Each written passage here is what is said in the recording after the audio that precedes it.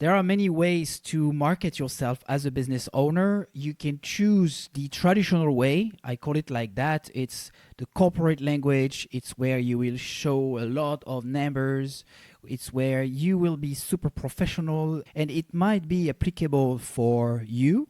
But I think for small businesses, especially in 2024, the authenticity works better, and it can actually bring you more sales, help you grow your business way better and with less efforts.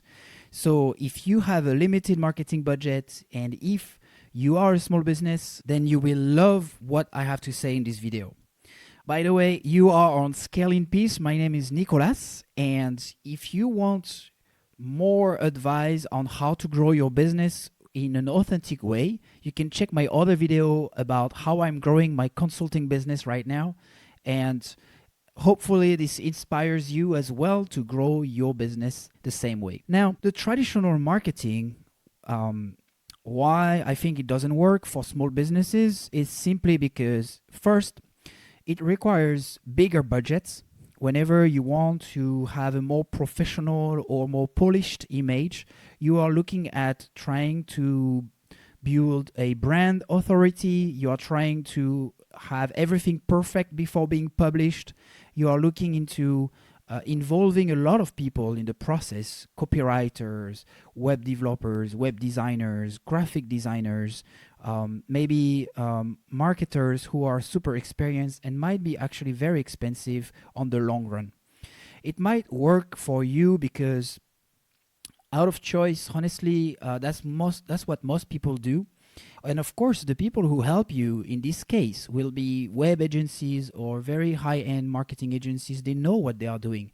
So there is no doubt that this will work. It's just that it might not be suitable for your small business, and there might be better ways, such as authenticity.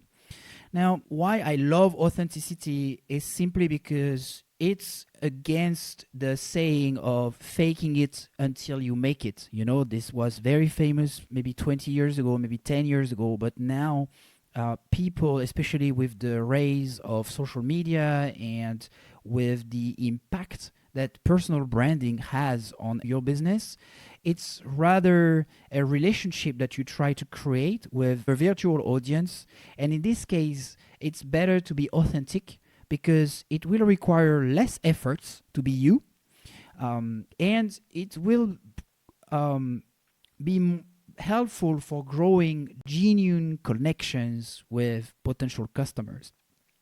I'm not saying that you have to film yourself in your bedroom, or you have to or you have to do crazy things, or you have to show everything about your business. I'm just saying that authenticity, if communicated well, can actually be more fruitful.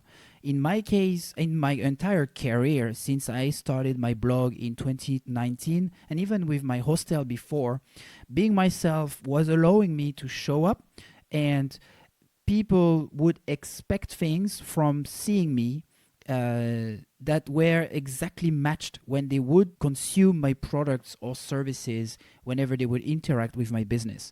So there is no lie, there is no polished message. It's more like a conversation that you start with potential customers. You help them genuinely, and in return, they are easier to convert and easier to trust you, and that's the most important in business. Trust is the currency if you are looking for high conversion and growing your business with peace of mind. Now, how to actually do it? I've been experimenting a lot over the past years, and I don't think there is a specific method, but I can give you key indicators.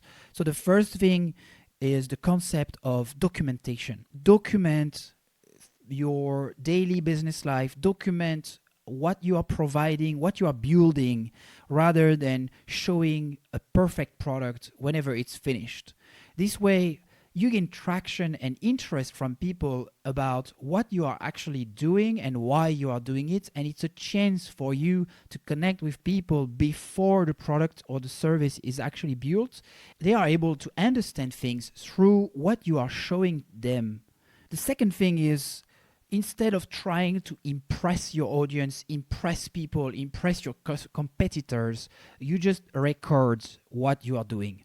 Meaning you just get to be understood and you get people to connect with you on a deeper level than simply selling them something or showing them your products and the features and technical details that nobody really buy. People buy emotions, people buy the transformation you offer, people buy the why you are selling it and the story behind, especially in the high competitive environment. And the last thing I have to say is to keep a professional tone, of course, and show authority the same way you would do in your traditional marketing way, but add a little touch. And that little touch doesn't have to be super complicated. It's simply to be yourself. So be yourself. If you're someone rather joyful, then make some jokes sometimes on your website. Everything that you write could be something that you would say in real life. So imagine that you take the mic and you're speaking to someone, introducing them your service or product on your website. Then this is you speaking to them directly. If you do this, you will be you. It will be effortless. You might actually, save a lot in the process by doing like this.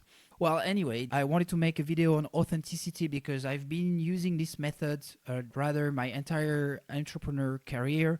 Don't be scared to try things that are simply yourself, because being yourself, it's the reason why people buy the product in the end. They want to help a small business, they want to help an entrepreneur, and if you show up, then they will be more likely to understand who is behind and maybe prefer that kind of interaction than a blank corporate business.